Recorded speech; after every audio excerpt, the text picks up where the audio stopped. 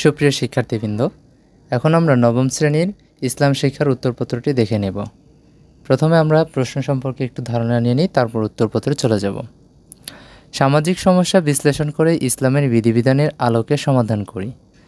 আমরা দৈনন্দিন জীবনে আমাদের চারপাশে প্রতিনিয়ত বিভিন্ন সমস্যা বা চ্যালেঞ্জগুলো দেখতে পাই।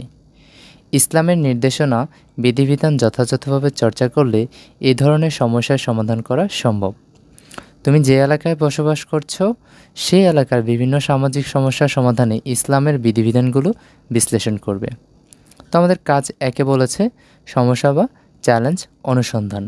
তুমি যে এলাকায় বা অঞ্চলে বসবাস করো সে এলাকায় বিভিন্ন সমস্যা বা চ্যালেঞ্জগুলোর সামাজিক সমস্যাগুলোর তালিকা তৈরি করতে বলেছে।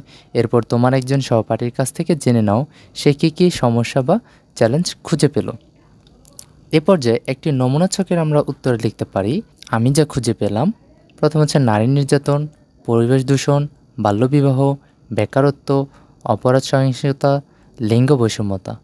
এরপর প্রথম বন্ধু যা খুঁজে পেল জাতিগত বা ধর্মীয় বৈষম্য, মানবাধিকার লঙ্ঘন, শিক্ষার অভাব, স্বাস্থ্য সমস্যা, অ্যাসিড নিক্ষেপ, যৌতুক প্রথা।